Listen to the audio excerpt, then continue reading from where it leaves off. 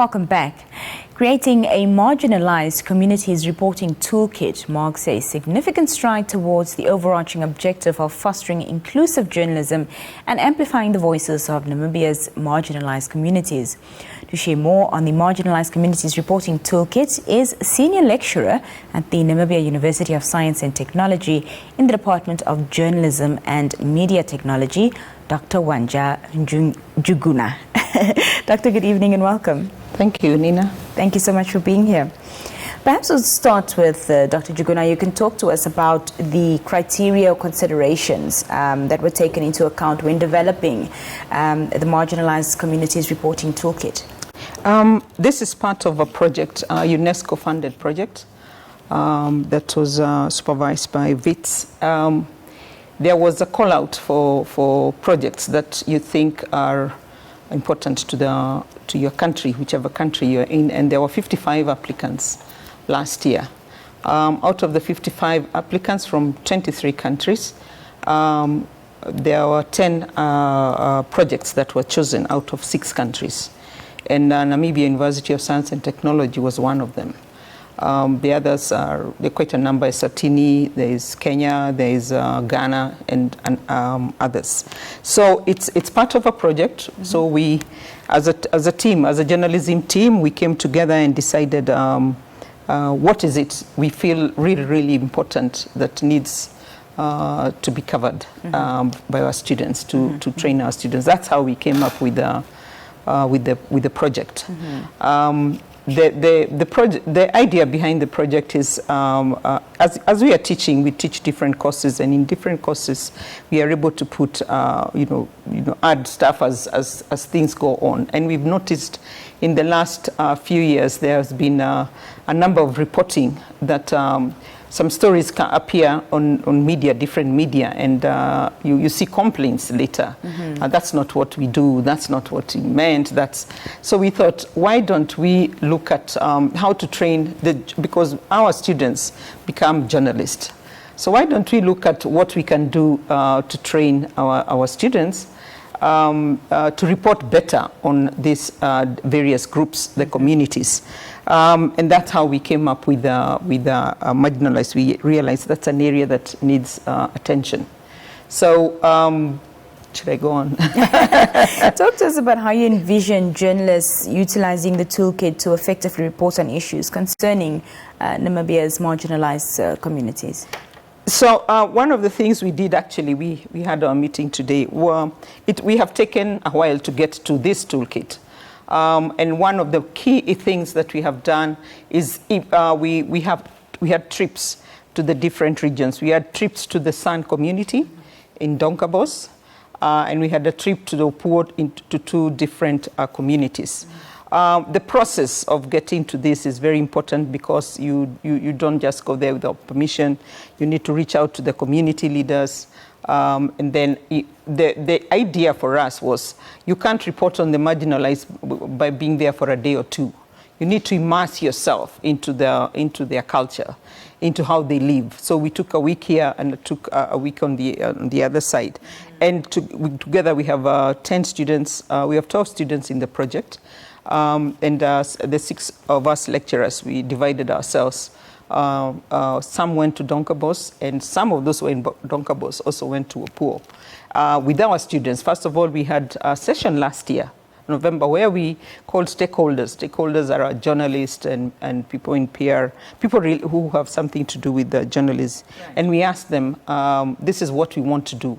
What do you think we need to do to get into these communities? So we got ideas. For example, communicating with the people on the ground, the headmen, the people, the important community leaders, because without their permission, you're not going to talk to the communities. They are very, very important, and we realized how important they are when we go to some of these places. So we started communicating with them.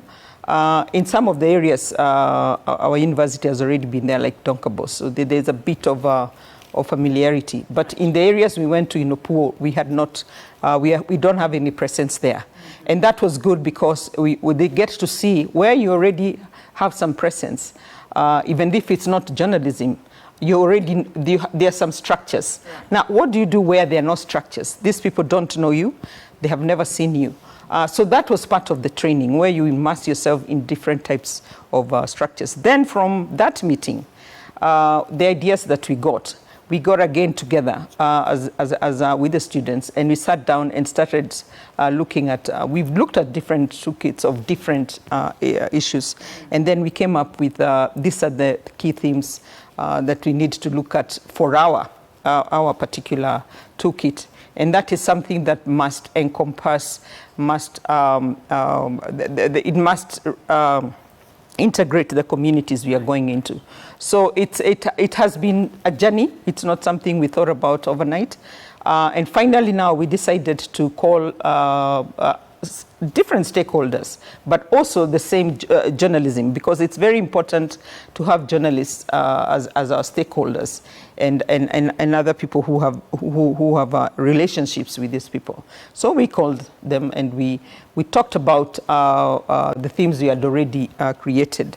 Then we discussed with them. We've spent the whole morning discussing and getting their input, and it was very, very enriching. Because we got to share with them our experiences in these different places, and then get to tell them this is actually what we discovered. I'll give you a very simple example. If you go to, like, some of the things we learned is you can get consent, because we were doing this in writing. You can get consent to take a photo of me today or talk to me today. That doesn't mean you have the consent, even if we are together, of taking a photo of me tomorrow. Right. So you need to know what are the things that the communities expect from you. Very important that you respect them, from the word go. Get to understand, what do they like, what don't they like, how do they want to be reported on, what do they want to be called. What do they want you to say about them? Very important. And one of the very key things that we did with the students is we would they sat with different groups of the marginalized, of the people, whichever group we were with. So they had different groups. They would sit with them, talk with them, ask them questions, then come back, sit among themselves, then go back to them. They wrote short stories. They would write a short story, then go back to the same group they had and say, this is what I said in my story. This is what I said. Is this what you meant? Right. So those practical experiences were very, very important. Of course, in different places, they went even to their homes. They sat with them. We ate with them. We cooked with them. We did so many things with them. So that way, that's not something you can do 1 day or 2 days. You've got to be there for a while. From that is what now that is what is informing the toolkit. Things like what you're saying, the consent. It's different things like how do you want the audience, whoever is the audience as a journalist, because we have different audiences. There's newspaper, there's radio, there's TV. How do you want them to understand your issue? Yeah, it's things like those. Are there any plans for capacity building or workshops to accompany the rollout of this toolkit? Yes, there is. Once we are a lot of the information we gathered today, and we are continuing to gather from even other stakeholders. We intend to have a workshop. When we have finalized this particular document, we intend to have a workshop where we are going to call, we hope we can get as many journalists as possible, share with them, understand with them, and literally a training, maybe for a day or so. Funds allowing. And we are going to train not only the journalists, but more of our students, because this particular team is, maybe I didn't say that at the beginning, it's once we got the award, what we did is we called all our students, the whole team, and we explained to them the team, the project. And those who were interested applied. We had 21 applicants.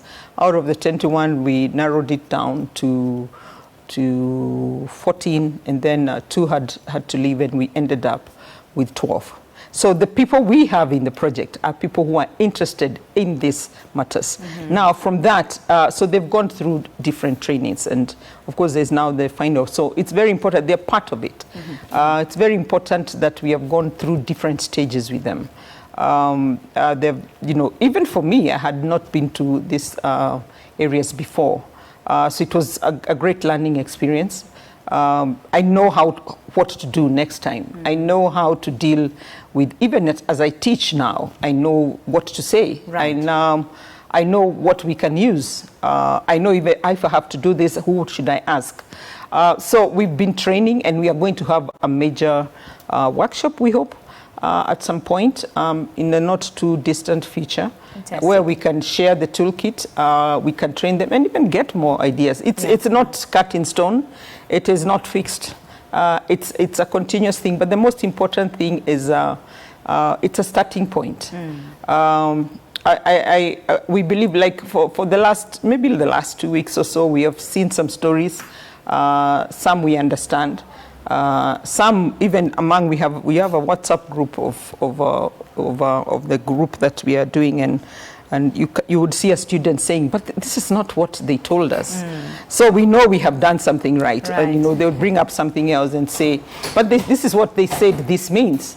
So it means that we have done something, that there's something they saw, they understand better how to report on the different communities. You also can't lump them together. Right. The cultural dynamics are different. Right. Simple things as, let me tell you something so simple that maybe people might take for granted. In both communities where we went, you would leave your, where you're so scared in the city to leave your phone somewhere, and where we had like among the sun, they have a charging port where the community comes to charge their phones and stuff like that. Right. And you would leave your phone there overnight. You'd leave your laptop charging. There's nobody who touches anything. And someone had told us one of the things they have as a community, they're very honest. They know each other if there's a problem. They deal with the problems among themselves. So things like crime is very low among the San, and even among the communities where we went in Upur. Yeah, because it's a community. They deal with things community. As a journalist, how will you know that if you just spend a day or two? You've got to know these things long term. So it's things like those. They're very important to impact on other journalists who haven't been there. If you go here, this is what you need to do. If you want to get in there, this is what you need to do. Right. Once you're there, this is what you need to do. And the dynamics are different. Yes. How do you foresee, Doctor, this toolkit contributing to fostering, greater inclusivity and diversity within Namibia's media landscape? I think it's going to be a very important part of the journalism sphere, because the dynamics of ethnicity they're tricky. I think when I came here quite a few years ago, you're made to know that this tribe does this tribe does this. Now, if you stick to that mindset, every time you see this person, that's the stuff that comes to your mind. Right. Now, in a place where there's different ethnic groups, those issues are very important. How you understand the other ethnic group depends on what you read, for example. That's where the importance of journalism. What they talk about, how they present this particular ethnic group is very, very important. Whether nationally or internationally. Now, the importance of this is going to be educative. It's going to be educative for those who want to be educated. I want to believe that once I know how, for example, the different cultural practices, what do they mean, for example? If among the Overhimba, for example, when we talk about child marriage, what are we really talking about? Do we really understand what that child marriage that we are talking about is? Once we understand that, how do we report about it? Is it really child marriage, or is it a process of initiation? You know, like many other, you can have Olofuko or many others. Different cultures have different initiation processes, and they take a while. Some start at a point, they move on to something. You need to understand what this is. Is it this? Is it what I'm seeing, or is it something else? Let me understand what that is. When I see them, for example, and that's one of the things, like in some of the places we went to, where, because we also were able, you know, our students went to schools, the two schools in those areas, just to motivate the students. Then you get to this school, and they have never heard of my university, NAST. What is it about? What happens there? What are the courses? So you're explaining to them, what is NASFAF? They've never heard of NASFAF. You know the reason, you know the importance of NASFAF. It's supposed to take care of students who cannot, maybe not afford. Right. Now, these are people in areas where maybe they would never know that I can actually study up to this, up to the level I want, because there's a fund that's going to take care of me. If they are not informed, they're going to think, okay, my parents can't afford to do this, let me get out. Right. You know, stuff like that. So it's important that they are informed about, and I hope we can keep going, even as journalists, keep immersing ourselves. We are calling it immersing, where you spend time with them, understand their issues. I'll give you, let me just give you 3 key things that came out of both areas that were very important. Education for their children is very important. And the dynamics are different. The challenges we saw in Donkabos, for example, and in Opua are very different. In Donkabos, their challenges with education is language. The only school they have there, it teaches two languages, English and Oshiherero. Now you have a big community of the San, right, that will be more familiar with Afrikaans. So that would be easier for them, whereas, you know, the other ones. So how do you bring, and they used to have it, but it's no longer there. How do you bring back a language like that for the sake of that community, so that they can feel included? Water, for example. In Donkabos, I can give you an example. They have that particular community we went to. They have a borehole. The borehole has been out of use for the last 5 months. They have had to be begging water from the school. How much does it cost? 40,000. They told us with 40,000 it can be repaired. But they also say this is not it. If we have more boreholes, we can actually grow food. You know, different food. We don't have to rely on the government for food. We can actually grow. Health. The nearest health center is like 60 kilometers away, and it's not fully operational. So, you know, something like that. Transport. They really don't have, they have challenges with transport. Recently, as recent as last week, there were students who had to travel that whole 60 kilometers. After they went to get the food, there was food being distributed.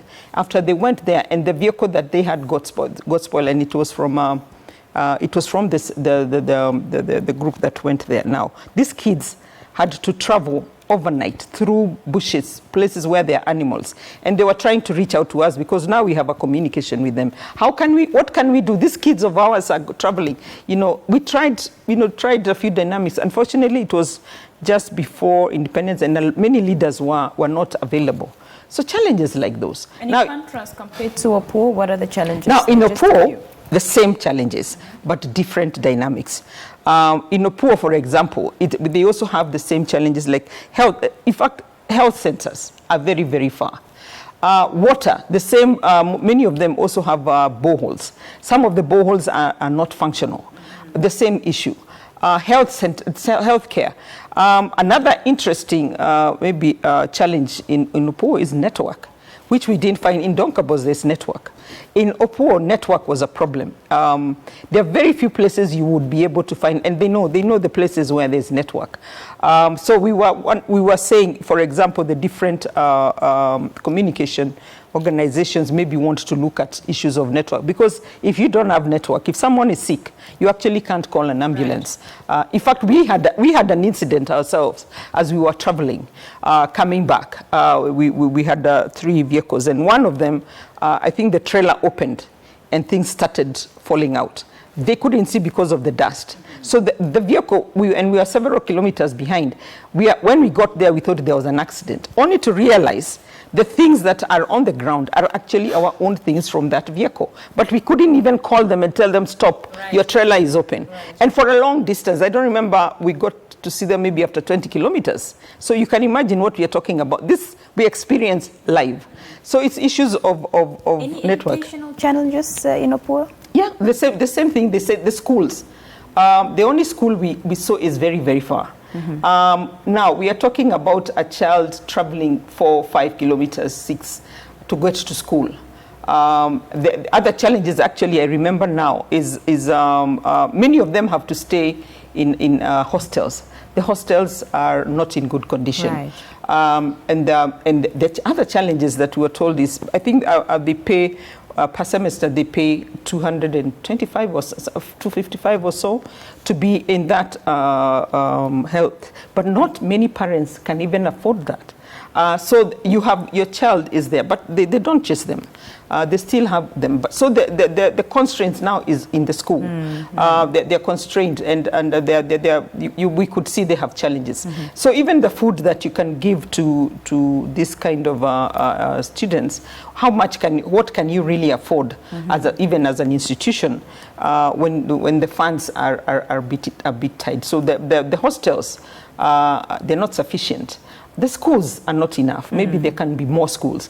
Teachers, one of the things we learned from one of the areas is that because of the hardships there, some schools don't even have certain teachers. Math teacher. There's one school where we went, and their students were talking to the children, and they said, no, they don't have a math teacher.